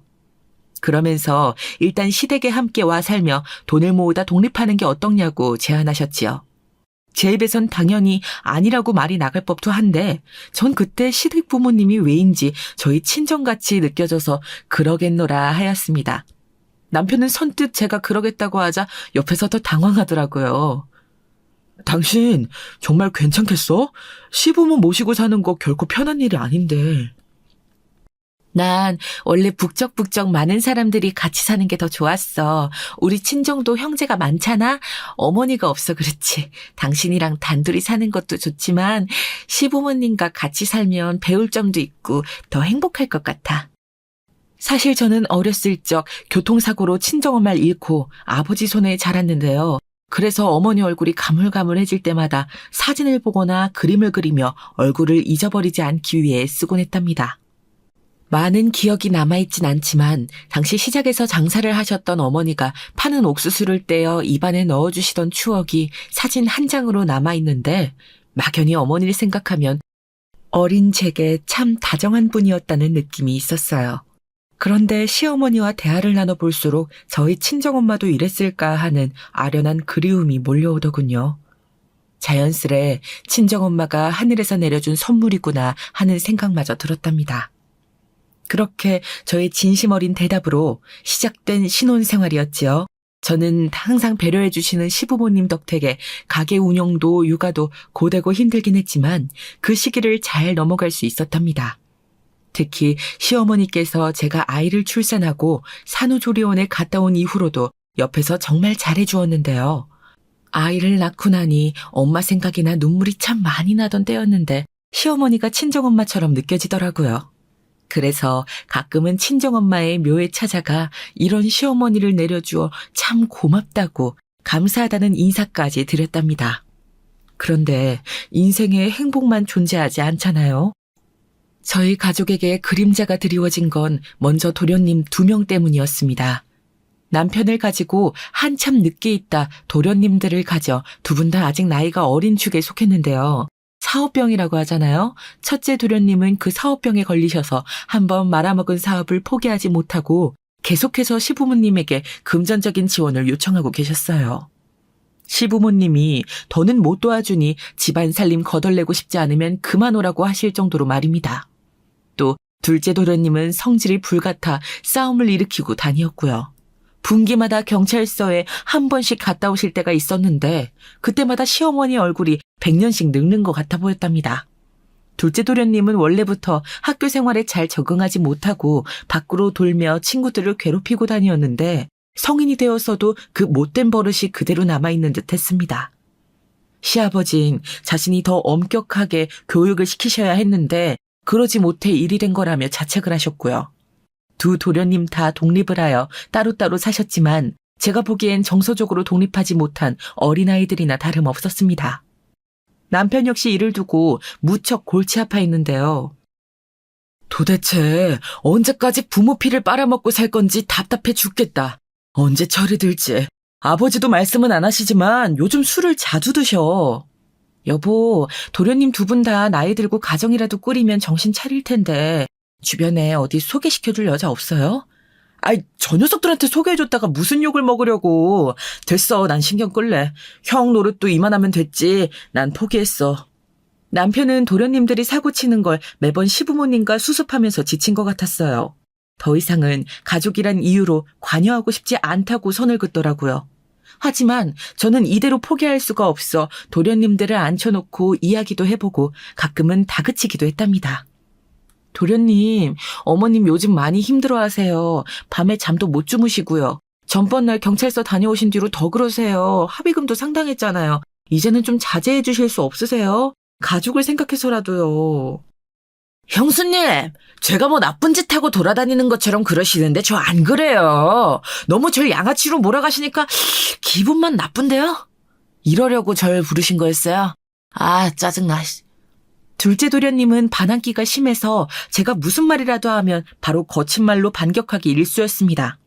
다행히 시간이 좀 지나 첫째 도련님 사업이 잘 풀리면서 둘째 도련님이 그 회사에 취직을 하시게 되셨는데 그러면서 시부모님의 한숨이 줄어들게 되어 다행이었어요. 그런데 갑자기 이 두 분이 비슷한 시기에 결혼할 여자를 데려온 거예요. 제 동서들 사람들이었죠. 알고 보니 동서들은 이미 같은 대학교 동기 사이였고 친한 친구 사이라고 하더라고요. 먼저 첫째 도련님을 만난 동서가 자기 친구인 둘째 동서에게 둘째 도련님을 소개시켜 주었고 그게 또 기묘한 인연으로 얽혀 결혼까지 오게 된 겁니다. 참 신기하죠? 저도 듣자마자 그 인연이 신기해 몇 번이고 되물었답니다. 거기다 시부모님이 너무나 좋아하셔 그 모습이 보기 좋았어요. 시부모님은 참한 여자들을 만났다면서 동서들을 마음에 들어 하셨답니다. 그런데 제가 보기에는 조금 석연치 않은 구석이 있었습니다. 두 동서들에게서요. 사실 첫 만남에서 느끼었는데요. 두 동서 다 집안 배경이 좋고 좋은 대학을 나왔다고 들었는데 이상하게 둘 다 무직 상태더라고요. 회사를 다닌 적은 있지만 잠시 쉬고 있다며 여행을 다니며 쉬고 있다고 하더군요. 회사 생활하면서 스트레스가 심했거든요. 그래서 동서랑 같이 해외여행 다니며 쉬고 있던 참이었어요. 저희가 또 공교롭게 같은 회사에 입사했는데 거기서 안 좋은 상사를 만나가지고. 아이고, 그랬구나, 저런. 여행 다니며 쉬는 것도 좋지. 그리고 호칭은 너희들 편하게 하려무나. 친구 사이였다며. 그럼 편하게 이름 부르고 그래도 괜찮단다. 물론 회사가 힘들면 잠시 쉴 수도 있지만 여자의 촉이랄까요? 겉보기엔 싹싹하고 밝고 명랑한 성격이었는데 조금 여우 같은 면모가 있을 것 같다는 생각도 들고 약간은 복잡 미묘한 심경이었어요. 남편은 제가 동서를 들여오니 괜한 기강을 잡으려고 하는 것 같다며 질투하는 거냐고 하는데 맹세코 그건 아니었답니다. 동서들은 예물도 꽤나 비싼 거래였어요. 신혼여행 선물도 그렇고요. 명품 선물을 저까지 챙겨갖다 주었는데 이때 나는 대화와 풍경이 오래도록 제 머릿속에서 지워지지 않고 불쾌감을 자리 잡았죠. 어머님은 이런 명품 처음 들어보시는 거죠? 저희야 매번 드니까 잘 모르겠는데 어머님 입장에선 신기하시겠어요. 그럼 그렇지 아무래도. 형님도 저희가 드린 그 지갑 잘 들고 다니셔요. 아무리 사정이 안 좋으셔도 비싼 지갑이라고 중고마켓 같은 데 팔고 그러시면 안 돼요. 동서 내가 왜 그러겠어. 동서가 생각해서 사다 준 건데 소중히 잘 들고 다니지. 비싼 것이라는 걸 강조하면서 저와 어머님에게 선물을 주는데 갑자기 저한테 중고마켓에 물건을 팔지 말라고 하더군요. 제가 왜 그러겠냐며 절대 그럴 일 없다고 하자 동서는 피식 한번 웃더군요. 근데 그 웃음이 제 말을 믿지 않는 비웃음에 가까웠어요.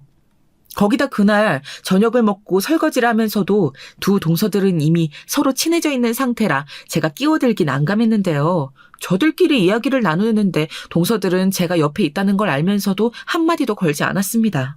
그래도 형님으로서 먼저 다가가는 게 맞는 것 같아 불현듯 대화 주제가 생각이나 던졌는데 그 반응이 이루 말할 수 없었어요.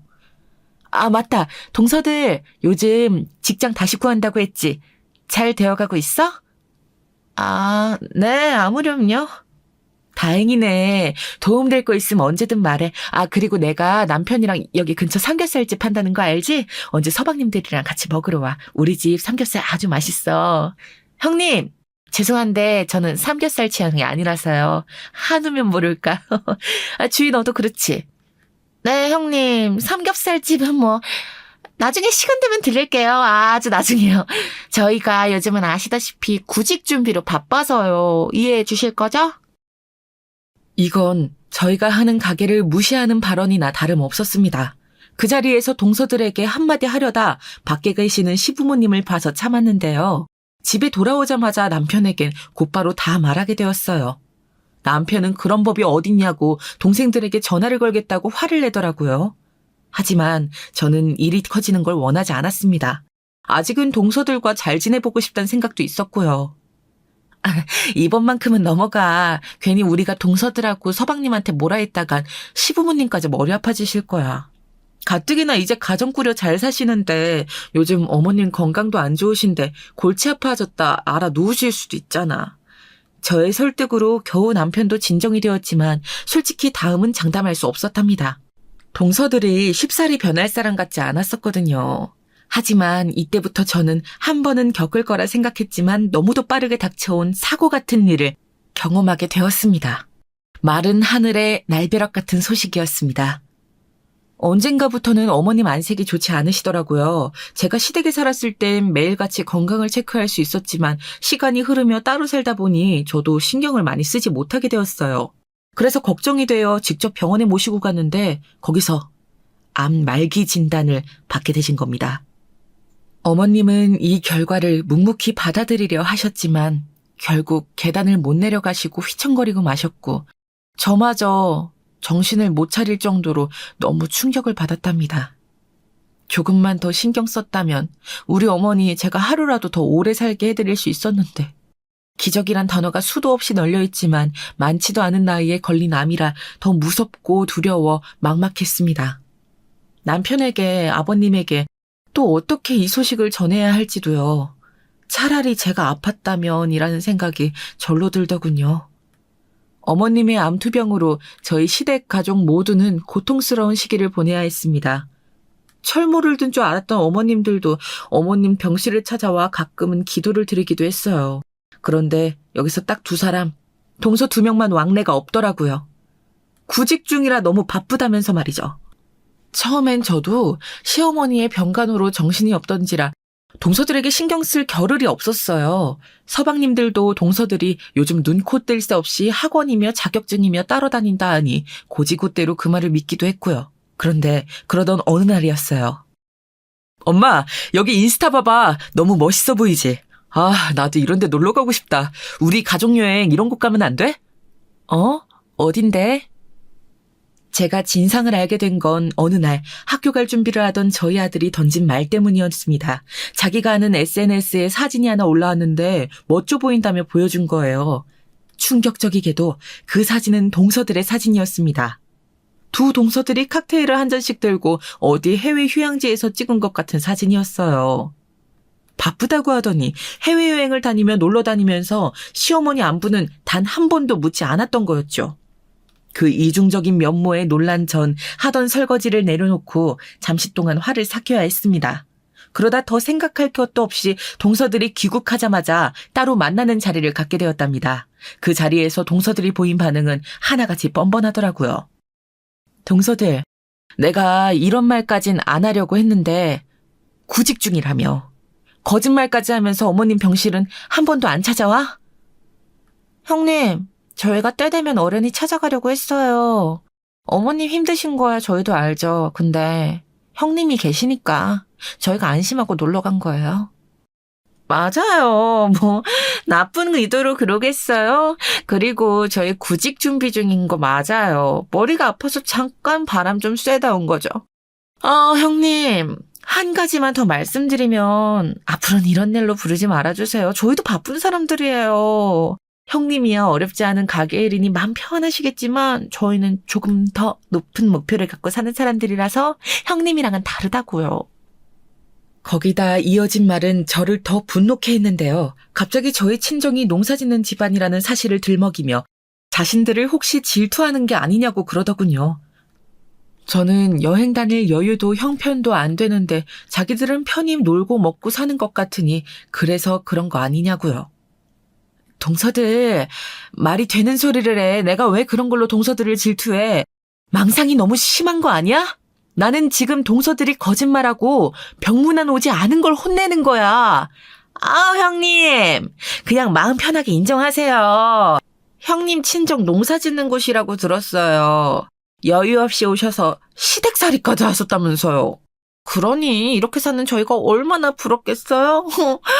우리 형님 거짓말 못하시네. 표정이 그대로 드러나는데 저희 다 이해해요. 그러니까 말이야. 귀여우신 구석이 있으시네요, 우리 큰형님. 동서들의 경거망동한 행동에 그날은 급기야 앞에 있는 물잔을 움켜쥐어 얼굴에 뿌릴 뻔했답니다. 장난으로 한 말이라면서 마무리 지으려는데 장난은 듣는 사람도 기분이 좋아야 장난인 거잖아요? 그날 동서들은 정말 악의가 가득한 사람들이라 느껴졌고 전 더 이상 상대할 가치도 못 느꼈답니다. 대신 아주 다행스러운 소식이 하나 생겼는데 어머님께서 조금 더 호전을 하시게 된 거였습니다. 처음 암을 선고받았을 땐 여러 군데 전이가 되어 의사 선생님의 말씀에도 마지막을 준비하시는 게 좋을 것 같다는 느낌이 있었는데요. 이제는 어머니께서 말씀하시는 것도 한결 더 편해지시면서 이대로만 지속된다면 건강이 훨씬 나아질 것 같다는 희망이 생기더라고요. 그런데 그 모든 기대가 무너진 건 정말이지 한순간이었습니다. 신이 가혹하다는 생각을 전 이때 처음으로 절절하게 느끼게 되었는데요. 어느 날 갑자기 어머님께서 숨이 가빠지시고 혈압이 떨어지시더니 그대로 그날 밤을 견디지 못하고 숨이 끊어지신 거였습니다. 너무 갑작스럽게 돌아가신지라 저는 시어머니의 장례식에서도 현실을 받아들일 경황도 없었습니다. 종종 이런 경우가 있긴 합니다만으로 시작되는 의사들의 말도 그땐 들리지 않았지요. 모든 게 컴컴했어요. 시어머니의 죽음으로 시아버지는 물론이고 모두가 비통함에 잠기었죠. 눈물 한 방울 보이지 않던 남편도 많이 힘들어했답니다.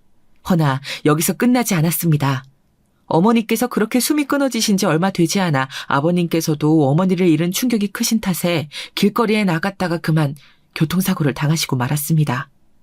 시어머니를 잃은 충격도 잠시, 아버님을 당장 옆에서 간호할 사람이 필요했어요. 그런데 당장 저와 남편은 가게 일도 있고 하니 현실적으로 힘들었지요. 제가 가끔 아버님을 돌본다 하더라도 간병하실 분이 필요해 사람을 구해야 했습니다. 형제들끼리 돈을 모아 일을 충당하기로 했고요. 하지만 여기에 불만을 제기한 건 두 동서들이었습니다. 요즘 우리 그 일 사업이 안 돼서 가뜩이나 생활비가 빠듯한데 차라리 아주버님이 가게를 맡으시고 형님이 전적으로 옆에 있으시는 게 낫지 않겠어요? 맞아요. 병원비 한두 푼도 아니고 그게 훨씬 더 비용도 절약되고 아버님께도 좋을 것 같은데요? 내가 그럴 수 있다면야 그랬겠지. 근데 우리 남편과 직원 한 사람으론 가게가 안 돌아가. 거기다 우리는 아이까지 있으니 직원을 구할 수 있는 여유는 안 되고 도와주실 분을 구해야 해. 동서들은 제게 간병을 미루려 하더라고요. 혹여나 시아버지의 병간호가 자기들한테 넘어올까 조마조마한 눈치였어요.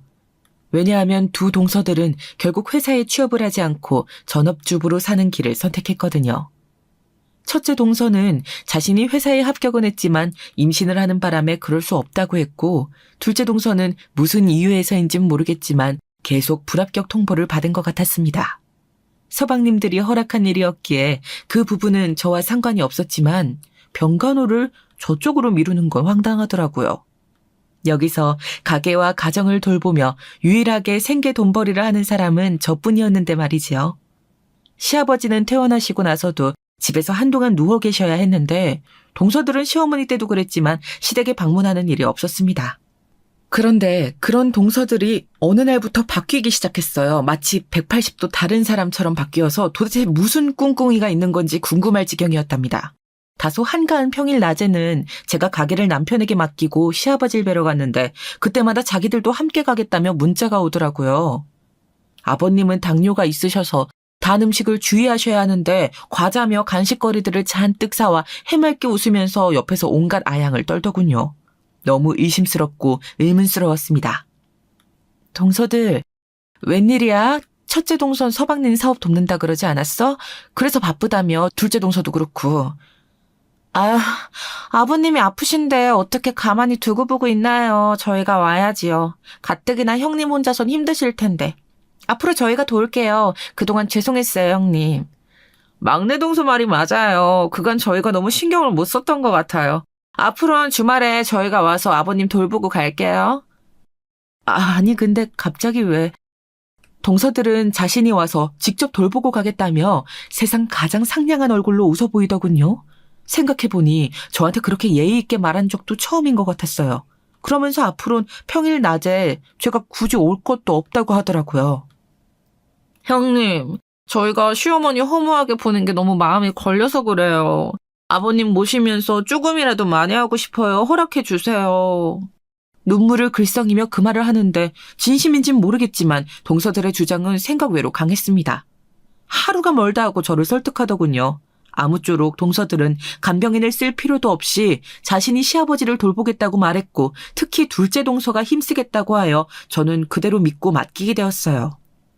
둘째 동서는 제가 의심이라도 할까봐 아버님과 함께 있는 사진이나 차려놓은 저녁상을 사진으로 보내었는데 음식 가짓수나 아버님의 표정을 보면 꽤나 정성을 다하는 듯 했어요. 그때 처음으로 동서들에게 고맙다는 생각이 들었습니다. 그런데 제가 참 순진했더라고요. 어느 날 동서들이 왜 여태껏 이런 행동을 했는지 정확히 그리고 아주 낱낱이 알게 되었어요. 알고 나니 더 기가 차더군요. 제 순진함에 동서들의 악의의 말입니다.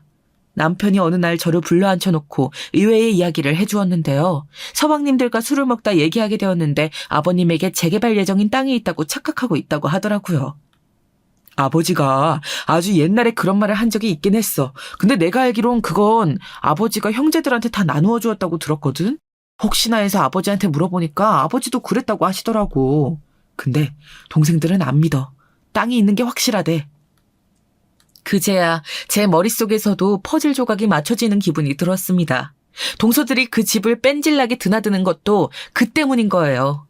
얼마나 불순한 사람들이었는지 새삼 깨닫게 되더군요.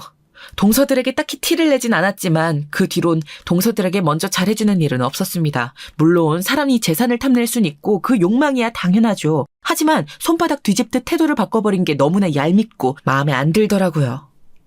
그러던 어느 날 어쩔 수 없이 동서들과 얼굴을 보아야 하는 날이 오고 말았는데요. 아버님의 환갑잔치 날이었어요. 요즘 누가 환갑을 챙기냐며 그냥 밥이나 한 끼 먹자는 아버님 말에 그렇게 할까 생각 중이었는데 동서들이 먼저 자신들이 준비를 하겠다고 하더군요. 형님, 인생에 한 번밖에 없는 환갑인데 넘어가기 너무 아까워서요. 저희가 정성껏 준비할게요. 맞아요. 큰형님은 하실 거 없어요. 가게 일만 해도 바쁘시니까 저희끼리 알아서 잘할게요. 당시에는 아버님이 조금 기력이 떨어지신 것 같아 기쁘게 해드리고 싶었어요. 동서들이 나서 준비해주면 아버님도 어머님을 잃은 우울증을 극복하고 더 삶의 보람을 느낄 수 있을 것 같았지요. 그래서 알겠다고 하곤 저는 동서들이 주문한 대로 제가 해갈 수 있는 음식만 만들어 갔답니다. 그리고 막상 날이 되어 가보니 진수성찬이 상위에 차려져 있더군요. 물론 수작은 뻔했지만 거칠애라도 저는 고생했다는 말을 전했습니다. 와, 동서들 고마워. 수고했어. 내가 더 도왔어야 했는데 그러질 못했네. 아, 이해해요, 형님. 저희가 힘들긴 했지만 뭐 워낙 바쁘시니 어쩔 수 없죠. 삼겹살 굽는 일이 보통 일이 아니잖아요. 맞아요. 한 10시간 일하니까 금방 끝나더라고요. 막내 동서가 도와줘서 금방 끝냈어요. 아우, 근데 팔이 왜 이렇게 아프지? 아, 몸살이라도 날 것 같네, 꼭. 동서들은 10시간이나 일했다며 어깨며 팔이며 결려 죽겠다고 하더라고요. 어찌나 죽는 신용을 하는지 그 말에 잠시 미안해져 파스라도 사다 줄까 생각했습니다. 그래서 약국에 다녀오라고 지갑을 찾는데 지갑이 안 보이는 겁니다. 찾다가 식탁 의자 아래에 무언가 있어 보았더니 배달 비닐 봉지더라고요. 혹시나 설마 하여 쓰레기통을 열어봤는데 배달 음식 용기까지 있더군요. 보자마자 탄식이 흘러나왔어요. 그래놓고도 동서들은 시아버지 앞에서 자기들이 얼마나 열심히 공들여 준비했는지 경험담을 웃고 떠들고 은근히 저를 돌려가기까지 하더라고요. 둘째 형님이 아버님 드린다고 얼마나 열심히 고기를 버무렸는지 몰라요. 맛있게 한다고 얼마나 애를 쓰시던지. 큰형님도 오시면 좋았을 텐데 아쉬워요. 그러니까 우리끼리 요리하면서 참 재밌었거든요. 가게가 바쁘니 어쩔 수 없죠 뭐. 아이고, 고맙구나. 아우, 내 이런 상까지 받을 줄 몰랐는데 참 고맙다. 애썼어. 모든 사실을 알고 있었기에 진실을 폭로하고 싶었지만 분위기를 망치지 않기 위해 손가락을 얼마나 꽉 쥐었는지 모르겠어요. 그런데 여기서 그치지 않고 동서들이 망신을 주더라고요. 시아버지께서 너무 고생했다며 용돈이라도 줘야겠다고 주섬주섬 현금을 꺼내셨는데 저까지 챙겨주신 거예요. 그러자 갑자기 두 동서의 표정이 변하더군요. 어머, 형님은 아무것도 안 했는데 꽁돈을 받아가시네요. 세상에. 형님 좋으시겠어요. 그러니까요. 팽팽 놀고도 이 돈 받아가시니 꿀이네요, 꿀. 제주는 곰이 부렸는데 돈은 되놈이 가져간다는 말이 이럴 때 쓰이는 건가 봐요. 이 사람도 도왔다고 들었는데 그게 무슨 말이에요, 재수씨. 너무 그러지 마세요. 아까부터 내내 참고 있었던 저도 화가 났지만 옆에서 듣던 남편이 더 열이 받았는지 한마디를 하게 됐어요. 저희 남편은 한 번 화를 내면 카리스마라고 할까요? 무섭게 사람을 몰아치는 편이에요. 남편의 말에 약간 위축된 두 동서들이 조개처럼 입을 꾹 다물더군요. 근데 가재는 개편이라고 서방님들이 대신 한마디씩 얹더라고요. 그러면서 상황은 점점 더 심각해져 갔습니다. 아, 우리 와이프가 아버지 챙긴다고 꼭두새벽부터 장 봤는데 그런 말도 못해? 형이야말로 동생 와이프라고 너무 함부로 대하는 거 아니야? 순식간에 분위기는 험악해졌습니다. 시아버지도 표정이 굳으시고요. 즐거워야 할 시아버지 잔칫날에 소란이 일자 저는 골이 아파지는 것 같았습니다. 더 이상 갈등이 일어나선 안 될 것 같아 제가 중간에서 중재했습니다. 남편을 끌고 먼저 밖으로 나온 것이지요. 저는 침착하게 남편을 달랬습니다. 앞으로 동서들이 뭐라 해도 그냥 가만히 있자고, 상식 밖의 사람들이니 무시하자고요. 제 말에 남편은 여전히 불쾌한 듯 보였어요. 젊은 날에 사고치는 동생들 때문에 그렇게 마음고생하며 보냈는데 결혼하고 나니 그 동서들이 저에게 막대하는 꼴이 남편은 싫었던 거지요. 남편의 마음도 이해가 갔습니다. 하지만 그날은 시아버지를 위한 날이었으니 저는 집에 돌아가서도 전화를 걸어 앞으로는 이런 일 없게 하겠다며 대신 죄송하단 말을 전해드렸어요. 그런데 시아버지께서는 너그럽게 괜찮다고 말하시며 오히려 저를 달래주시더군요. 오랜만에 시아버지 애정어린 말을 들으니 제 마음도 온탕에 발을 담근 듯 풀어지는 것 같았어요. 근데 시아버지께서 갑자기 예상치 못한 말씀을 하시는 거예요. 아니다, 아가. 네가 맏며느리로서 고생하는 거 내가 아주 잘한다.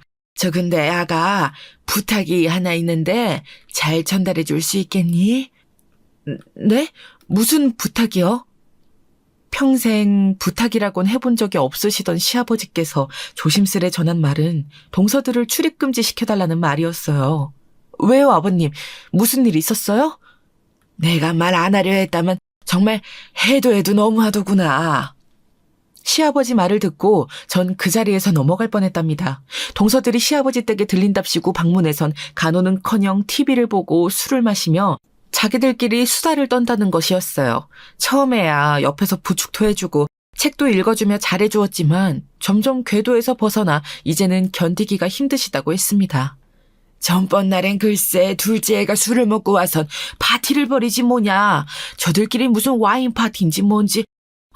너무 시끄러워서 잠을 한숨 못 잤다. 몸이 어째 더 아파지는 것 같아. 그냥 나는 괜찮으니 안 와도 된다고 전해다오. 시아버지께서 그간 얼마나 많은 고통을 받고 계셨을지 상상이 되었습니다. 온화한 시아버지께선 무척이나 불편하시고 힘들었지만 이 일을 전달하기까진 꽤나 소가리를 하셨을 게 분명했어요. 저는 당장에 동서들을 불러 집에 오지 말라며 그 이유로 제가 간호를 한다는 명분을 들이댔어요. 그러자 동서들은 즉각 반발하기 시작했어요.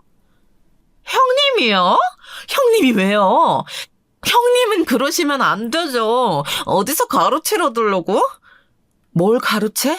뭐긴 뭐예요? 내가 모를 줄 알았어? 동서들 그러는 이유? 시아버지 가지고 계신 땅 때문에 그런 거잖아. 친정이 부자라며 돈 욕심 같은 거 없는 사람처럼 굴더니 사람 욕심은 이래서 끝이 없나 봐. 그리고 간병하러 간 사람이 그 집에서 술 먹고 행패 부리고 그게 사람이 할 수 있는 짓이야? 어디서 배운 예의들이야? 제 말에 동서들은 일제히 자기는 그런 적이 없다, 또 그런 의도로 간병한 게 아니라며 저마다 항변을 쏟아냈습니다. 없는 사람들은 역시 그런 것만 보이나 봐요. 여기서 제일 가난한 건 형님이에요. 어렸을 적부터 찢어지게 가난하게 살아오신 형님이야말로 아버님을 미끼로 돈 탐내려 하는 거겠죠. 맞아요. 형님과 저는 결백해요. 큰형님이라말로 자중하세요. 그리고 시아버지가 편하게 있으라 해서 그냥 좀 떠든 것뿐이에요. 두 사람은 불빛만 보면 달려드는 벌레떼처럼 이번 기회야말로 인생 역전할 수 있는 것처럼 생각하는 듯 상당히 절박해 보였어요. 자기들이 꿋꿋이 간병을 하겠다고 하더라고요. 그중 유독 첫째 동서의 입이 험했지만 임신 중이란 사실을 상기시키며 겨우 참았습니다. 똥이 무서워서 피하나요? 더러워서 피하지요. 시아버지는 저를 보자마자 그간 무슨 일을 당하셨는지 상세하게 털어놓으시는데 자기도 순한 줄로만 알았던 동서들이 그럴 줄 몰랐다며 일종의 고백을 하셨어요. 욕도 못하는 아이들인 줄 알았는데 세상에 얘기의 절반은 다른 사람 험담에 둘째는 술을 매일 달고 사는 것 같더구나. 아우, 담배까지 피던데 담배 냄새가 너무 심해 한 번씩 숨이 막혔단다. 큰애 네가 와줘서 참 안심이다. 아버님, 그간 고생 많으셨어요. 제가 왔으니 이제 안심하세요. 시아버지는 정말로 제가 온 이후로 눈에 띄게 혈색도 좋아지시고 웃음도 되찾으셨답니다. 지금까지 동서들 때문에 눈치 보느라 방에서 잘 나오지도 못하셨는데 저와 공원 산책도 나가시고 재활치료도 받으시니 하루가 다르게 좋아지셨어요. 하지만 이 사건 이후 저와 동서들과의 간극은 더 벌어지게 되었답니다. 명절날 어쩌다 만나도 서로 눈이 마주치면 동서들을 저를 못 잡아먹어 안달이었습니다. 옛날에는 자기들끼리 있을 때만 험담을 곧잘 주고받더니 이젠 대놓고 그러더군요. 어느 날 가족끼리 모여있는데 TV 다큐멘터리에 시골에 사시는 부부 일상이 나오더라고요. 돌아가신 친정엄마 생각도 나고 하여 진지하게 그것을 들여다보고 있는데 갑자기 동서가 그러는 겁니다. 형님, 농사 지으시는 시골에서 자라셨다고 했죠? 아우, 세상에, 그런 더러운 데서 어떻게 살았어요? 거기 막 개구리도 잡아먹고 그래요? 어머, 그럼 형님도 개구리 드셔보셨겠다, 그쵸? 아, 난 보기만 해도 징그럽던데. 동서들 그만하지. 물어보는 거잖아요. 물어보는 것도 못해요? 그나저나 저런 곳에선 어떻게 애를 키우지? 나는 저런 감동 다큐멘터리랍시고 귀농하는 사람들 나오는 거 보면 참 한심해. 애가 저기서 뭘 보고 배우고 자라겠어? 동서들은 남편이나 서방님이 없을 때면 더 활개를 쳤어요. 저만 욕하는 게 아니라 저희 친정을 본격적으로 까내리기 시작했답니다. 어떻게 성인인 사람들이 배울 만큼 배웠다던 사람들의 입에서 그런 말이 오갈 수 있는지 신기할 정도였어요. 그런데 그 와중에 너무나 경악할 일이 벌어지고 말았습니다. 동서들 때문에 스트레스를 받아 점점 골이 아파지고 있을 무렵 가게 영업이 안 되기 시작했어요. 다른 삼겹살 가게들이 많이 오픈하면서 손님들이 그쪽으로 빠져나갔는데 처음엔 일시적인 현상이라고 생각했지만 깨끗하고 좋은 인테리어에 가격도 저희보다 저렴했으니 저희 집은 경쟁력을 금방 잃어버리게 되었어요. 남편의 얼굴에도 힘든 아우라가 생겨났고 정말 하루하루 절망의 연속이었습니다. 왜 내가 섣불리 자영업을 시작했을까 하는 후회마저 들더라고요. 그런데 평소 저희 부부 소식엔 관심도 없던 동서들이 어디선가 이를 기똥차게 알아듣곤 단체 카톡방을 만들었더라고요. 형님, 가게 영업 안 돼서 너무 속상하시겠어요. 힘내세요. 정 힘드시면 저희 집 가정부라도 하실래요? 제가 최저시급은 쳐드릴 수 있어요. 맞아요. 큰형님만 좋으시면 막내 동서 말대로 그러시는 게 어때요? 창피할 거 없잖아요. 아이도 키우셔야 하는데. 아이 교육비 요즘 장난 아닌데 도움 받으실 수 있을 때 받으셔야죠. 그 단체 카톡방에서 동서들은 저를 비웃으며 아들까지 들먹거리었고 전 순간 욕이 치마다 올랐습니다. 그래서 신경 끄고 동서들 할 일이라 제대로 하라는 카톡을 보낼까 하다 몰려오는 우울함에 그럴 기력도 없이 핸드폰 전원을 꺼버렸어요. 남편도 나름 살 방법을 찾아보겠다고 이리 뛰고 저리 뛰어봤지만 결국 저희 가게는 폐업을 할 수밖에 없었습니다. 오랫동안 운영해왔던 가게였지만 단골을 잃고 나자 더 손해를 보지 않기 위해 가게를 접는 막다른 길을 밖에 없더라고요. 정말 죽을 것 같다. 사는 게 너무 허무해. 내 인생은 왜 그럴까. 그때부터 남편은 술을 마셔댔고 저도 마음이 힘들었답니다. 아이는 크고 있고 어떻게든 생활비는 벌어야 하는데 살아갈 길이 막막했어요. 시아버지 앞에선 티를 내지 않으려고 했는데 제가 워낙에 기력이 없으니 티가 났나 봐요. 걱정하시는 눈치셨어요. 결국 상황은 더 안 좋아져 남편은 서방님네 회사에 들어가 일을 하게 되었고 저도 어디 식당 허드렛 일이라도 하며 생활비를 벌기로 했답니다. 그런데 서방님이 식당에서 일하는 건 힘드니 차라리 자기 사무실 건물에서 청소하시는 분을 구한다고 청소부 일을 하는 건 어떻겠냐고 하시더군요. 말이 청소부이지 사실 거의 하는 일은 없다면서 말이에요. 가족으로서 교류한 적은 별로 없지만 그래도 가족이기에 이런 식으로나마 챙겨주는 것 같아 마음은 고마웠어요. 다만 그 건물이 첫째 동서 친정이 소유하고 있는 건물이라는 걸 알아서 거절하려 했답니다. 그런데 당시 저희 아들이 꼭 배우고 싶은 게 있다며 학원을 다니고 싶다고 하더라고요. 엄마, 나 제발 그 학원 보내주면 안 돼? 내 친구도 거기 다니고 성적 올랐단 말이야. 차마 안 된다고 하기 힘들더군요. 저에게 성적이 떨어졌다며 울먹이는데 부모된 심정으로서 거절할 수가 없었어요. 일주일 후 어쩔 수 없이 저는 급여를 많이 챙겨주는 조건으로 청소부 일을 시작하게 되었습니다. 처음엔 가져가는 돈이 많았기 때문에 하는 일이 없다고 해도 뭐든 열심히 하려 했죠. 어머 형님, 여기 좀 제대로 닦아주세요. 일 대충 할 생각하지 마시고요. 여기 저희 엄마 건물인 거 아시죠? 동서 제대로 하고 있어. 제대로 안 하고 있는 것 같아서 말씀드리는 거예요. 2층 변기도 막혔던데 뚫어주시고요. 첫째 동서가 저에게 와서 이것저것 명령을 하기 전까진 말입니다. 심지어 둘째 동서까지 와서 스타벅스 커피를 쪽쪽 빨며 비웃는데 너무 비참하더라고요. 자기들이 먹는 스타벅스 커피값이 형님 시급이랑 똑같다면서 대놓고 웃는데 정말 죽고 싶을 정도로 힘들었습니다. 그런데 저에게 일자리를 소개시켜줬던 서방님마저 이걸 보고도 지나치더라고요. 고개를 숙일 수밖에 없는 제 처지에 저도 모르게 눈물이 새어나왔습니다. 그때 제가 찾아갈 수 있는 곳은 친정엄마였답니다. 시어머니를 내려주어 고맙다고 말했던 친정엄마의 묘에서 전 유일하게 아늑함을 느낄 수 있었어요. 제가 조금 쉬고 마음을 놓으며 이런 말 저런 말 털어놓고 오는 유일한 곳이었어요. 그런데 어느 날은 저도 모르게 동서들의 말에 너무 상처를 받은 나머지 술술 털어놓고 말았습니다. 엄마의 가슴이 아플 걸 알면서도 제발 나 좀 살려달라고 구해달라고요. 엄마, 나 너무 힘들어. 제발 나 좀 구해줘.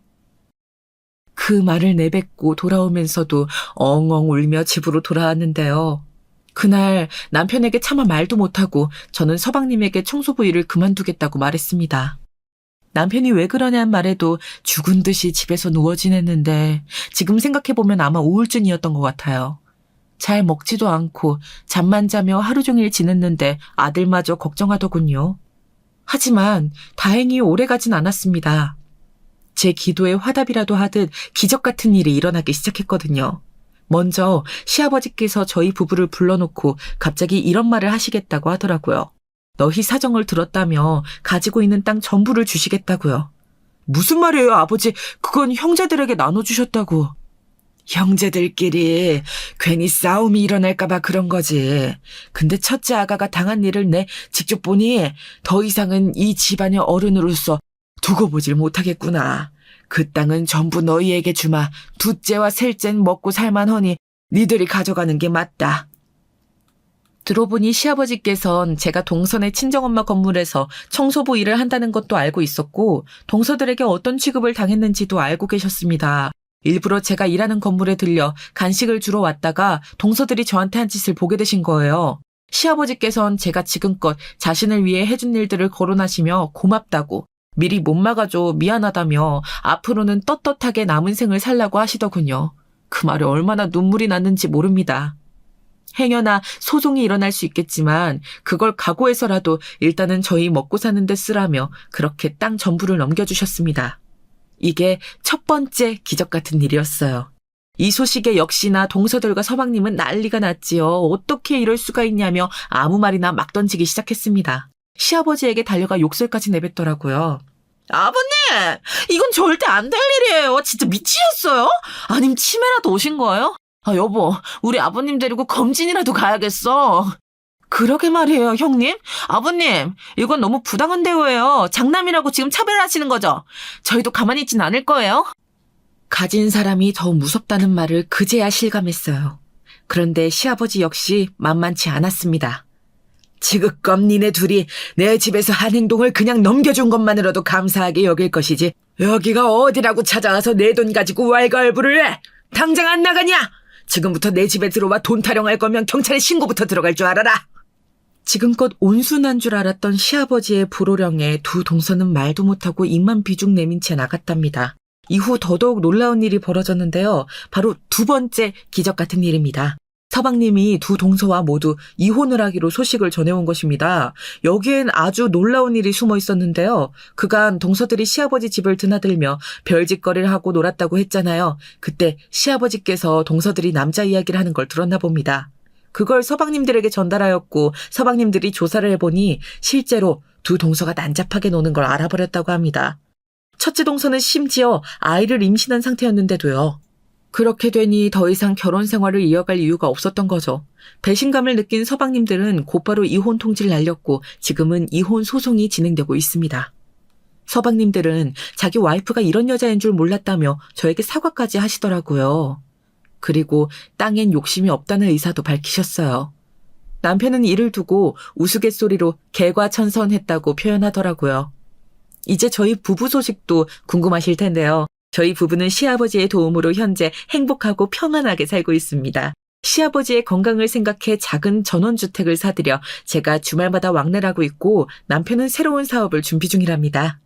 친정엄마의 묘에 간 이후 어떻게 이 모든 일이 기적처럼 벌어질 수 있었는지 아직도 신기하기만 할 뿐입니다. 물론 인과응보란 말이 있듯 동서들이 쌓은 잘못들이 결과가 되어 돌아온 거긴 했지만 그 시기를 생각하면 어쩔 땐 스스로 생각해도 놀랍고 그렇습니다. 어쩌면 먼저 떠나신 시어머니도 저 사는 게 가엾고 안쓰러워 도우셨을 수도 있겠다는 생각도 들어요. 살아생전 저희 친정엄마를 만나 뵈었으면 얼마나 좋았을까 하고 말씀하셨는데 두 분이 하늘에서 친구처럼 잘 지내고 있을지도 모르겠어요. 저는 내일 엄마의 묘에 다녀오려 합니다. 다녀오면서 오랜만에 친정아버지도 찾아뵙고 오려고요. 내일 엄마가 좋아하시는 소주 한 잔과 쥐포를 놓고 감사하다는 말씀을 드리고 오겠습니다. 혹시나 희망이 없는 터널을 지나고 계신 여러분들께서도 제 이야기로 조금이나마 빛을 발견하고 가셨다면 더할 나위 없이 좋겠습니다. 감사합니다.